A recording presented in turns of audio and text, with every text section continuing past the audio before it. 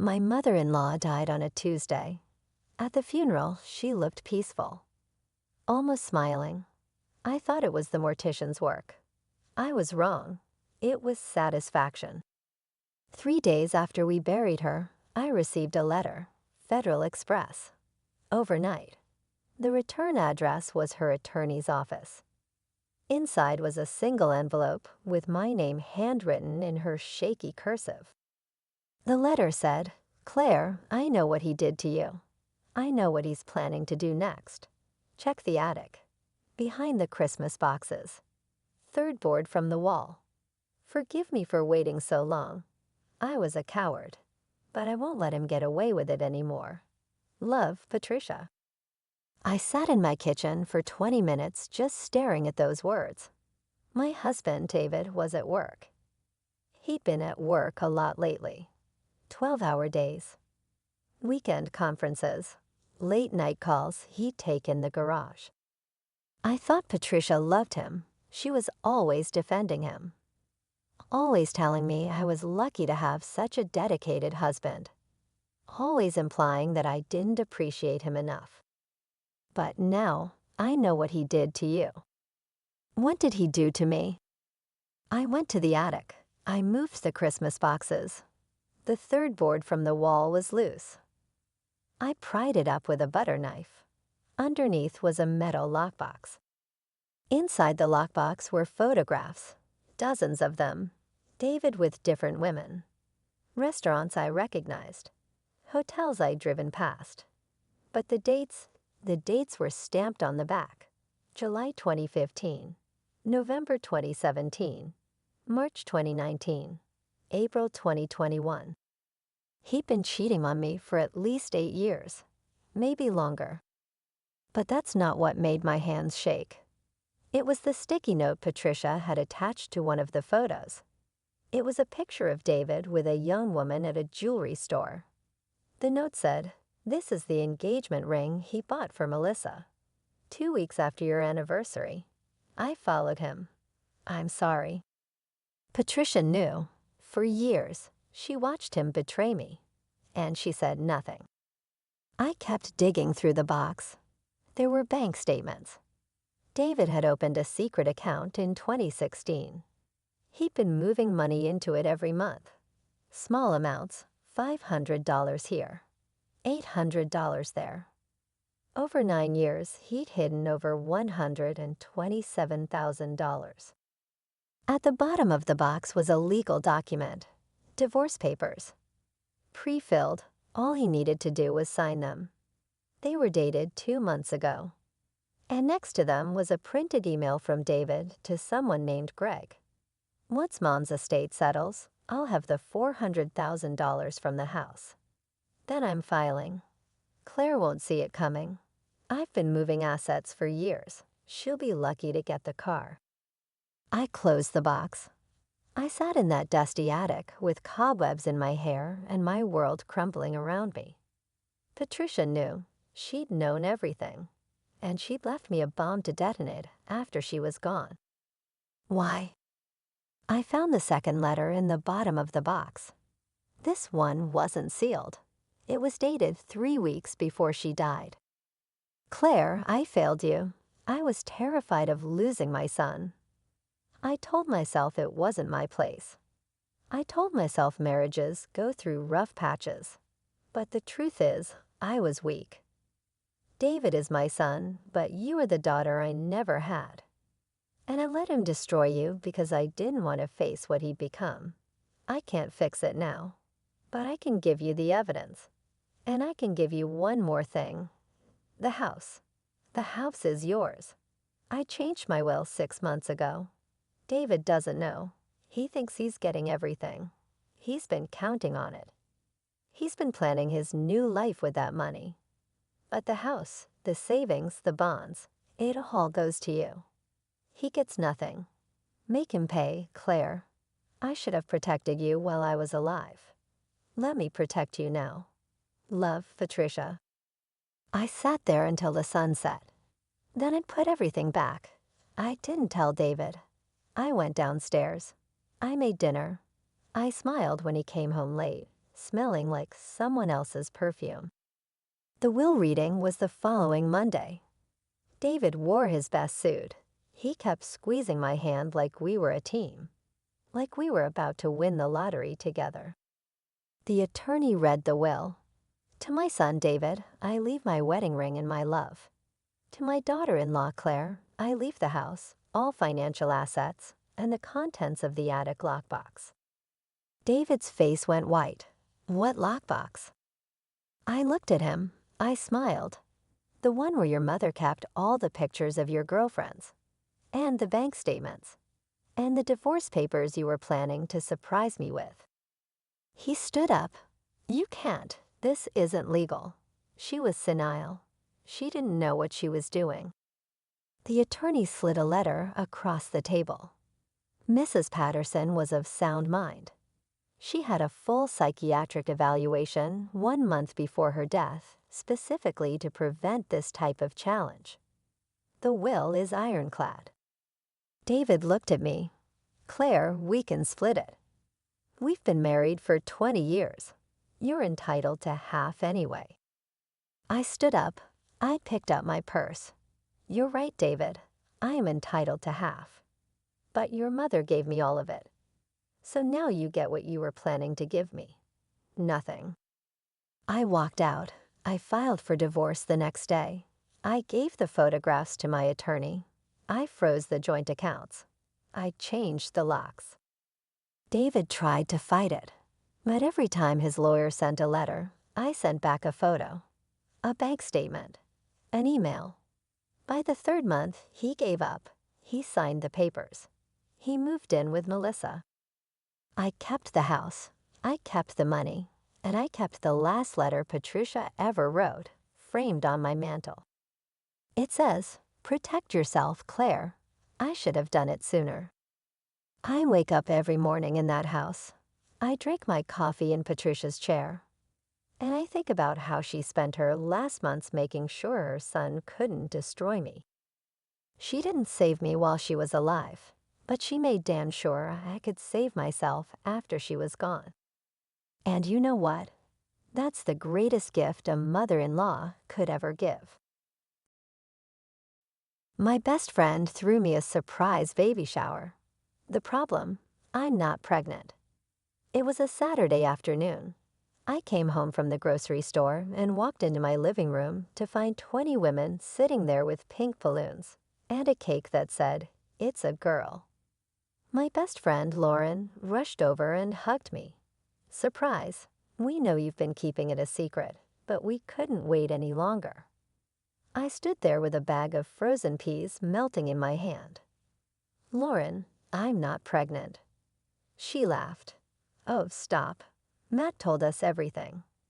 6 months along, we're so excited for you. Matt, my husband. I looked around the room. My mother was there. My sister. My coworkers. All of them smiling at me like I was hiding the secret of the century. Where's Matt? I asked. He's picking up the gift we all went in on. A crib. It's being delivered tomorrow. I felt the room spin. Excuse me, I said. I walked upstairs to the bathroom and locked the door.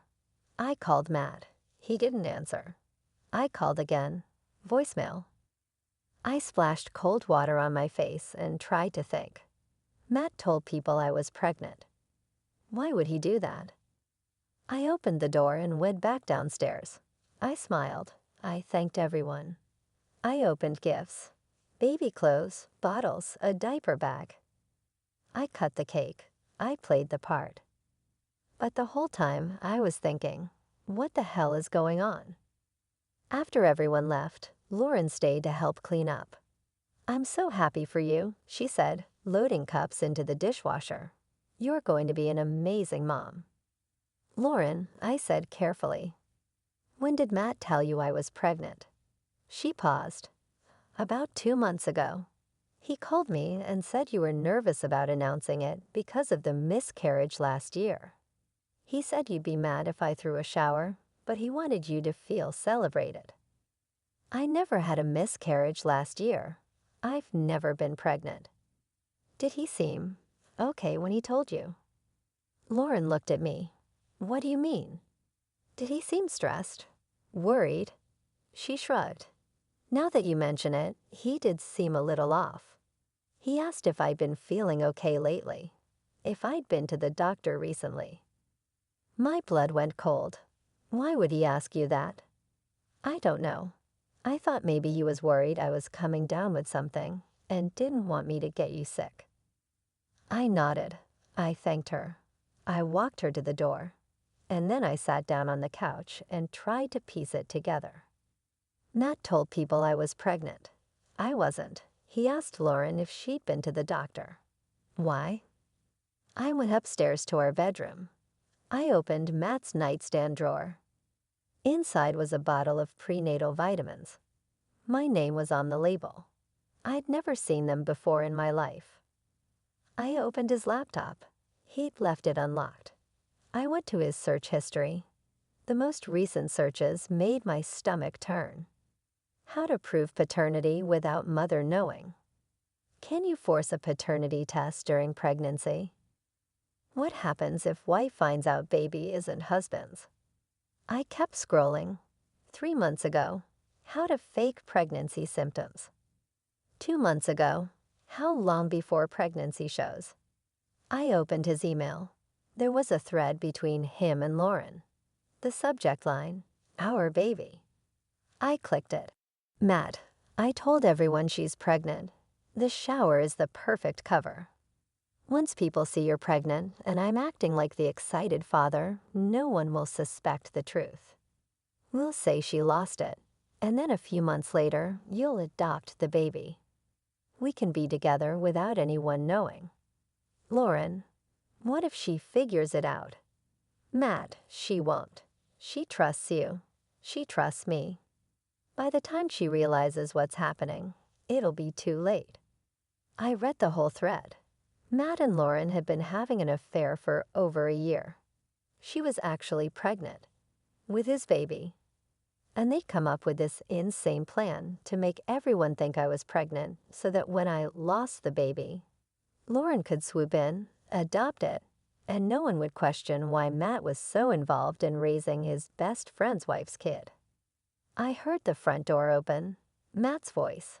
Honey, I'm home. I closed the laptop. I walked downstairs. He was in the kitchen, grinning, holding a bottle of sparkling cider. Congrats, babe, he said. Lauren told me the shower was perfect. I looked at him. This man I'd been married to for 8 years. This man who'd convinced my family, my friends, my coworkers that I was carrying his child while he was actually planning a life with my best friend. Matt, I said, we need to talk. His face went pale. About what? About the baby. He swallowed. What about it? I know it's not mine. He froze. For a second, I thought he might deny it. But then his shoulders sagged. How did you find out? Your laptop, your emails, your search history. Did you really think I wouldn't notice that I'm not actually pregnant? He looked at the floor. I was going to tell you. When? After I lost the baby? After Lauren adopted it? After you convinced everyone I was crazy? He didn't answer. Get out, I said. Claire, get out of my house. Now. He left. I called my lawyer. I called my mother. I called everyone who'd been at that baby shower and told them the truth. The fallout was nuclear. Lauren's husband filed for divorce. My family disowned Matt. My friends stopped speaking to both of them. 2 months later, Lauren had the baby. A girl. Matt tried to be involved, but her husband fought for full custody and won. Matt sees his daughter every other weekend. Supervised visits only. I kept the house. I kept the dog. And I kept every single baby gift from that shower. I donated them to a women's shelter. Because if there's one thing I learned, it's this. The worst betrayals don't come from strangers. They come from the people who throw you a party while they're planning your destruction. And sometimes the best revenge is just telling the truth. My father died and left me $1 million. But there was a condition. I had to find someone named Maria. The problem? My mother's name is Susan. I don't know anyone named Maria. The will reading was on a gray Tuesday in October. My mother sat next to me, her hand in mine. We were both still numb. My father had died suddenly, heart attack at 68. No warning, no goodbye. The lawyer cleared his throat. To my daughter, Elizabeth, I leave the sum of $1 million, the house in Vermont, and all assets in the Morgan Trust. However, these assets will not be released until Elizabeth completes the following task. Find Maria. Bring her to the place where the truth was buried. Only then will she understand. My mother gasped. What? The lawyer looked uncomfortable. That's what the will states, Mrs. Morgan. I looked at my mother.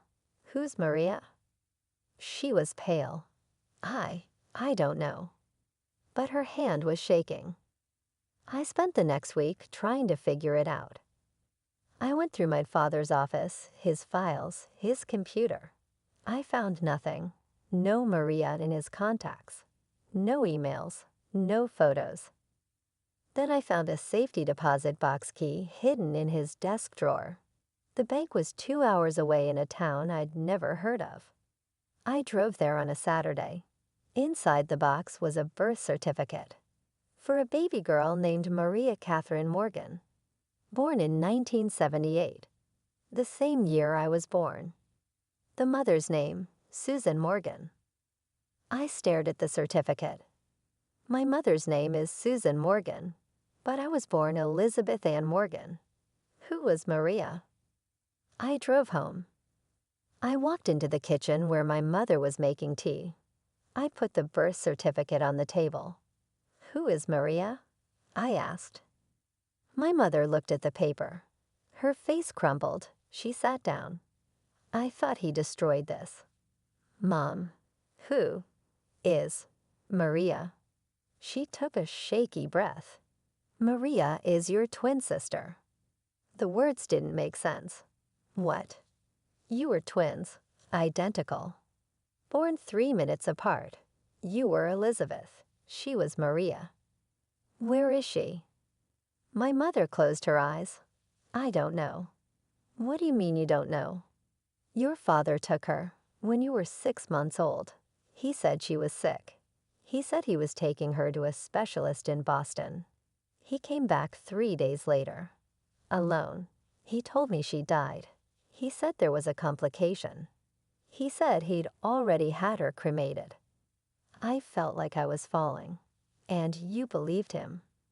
I was 23 years old, Elizabeth. I was terrified. He showed me a death certificate. He showed me an urn. But you never saw her body. She shook her head.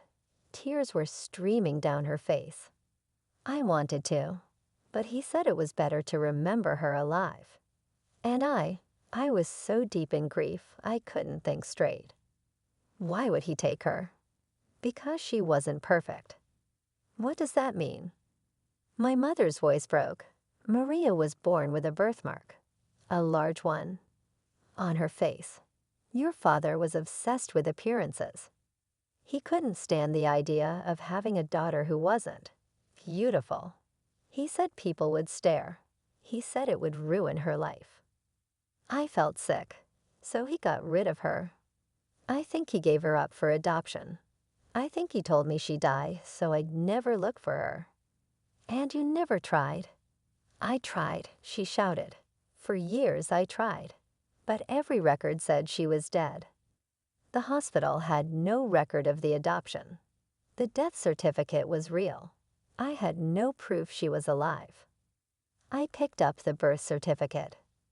Dadswell says to bring her to the place where the truth was buried.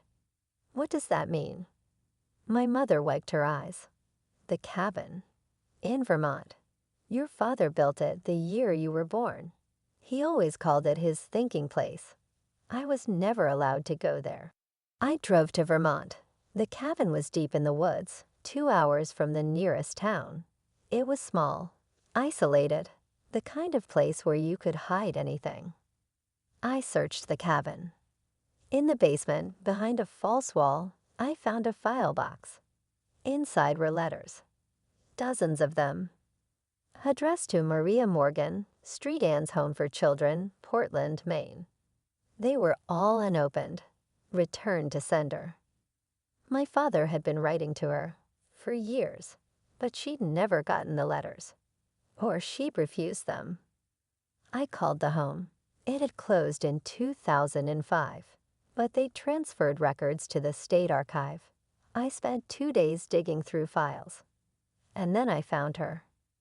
Maria Catherine Morgan, adopted in 1979 by a family named Russo.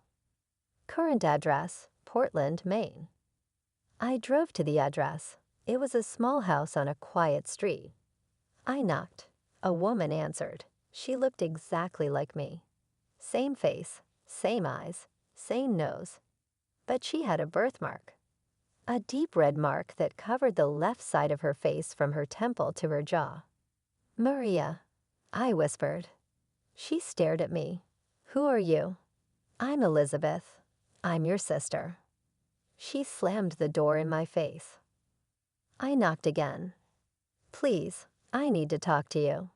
Dad left us both an inheritance. But I can't get it unless you come with me." The door opened. "Our dad is dead. 3 weeks ago, heart attack." She laughed bitterly. "Good.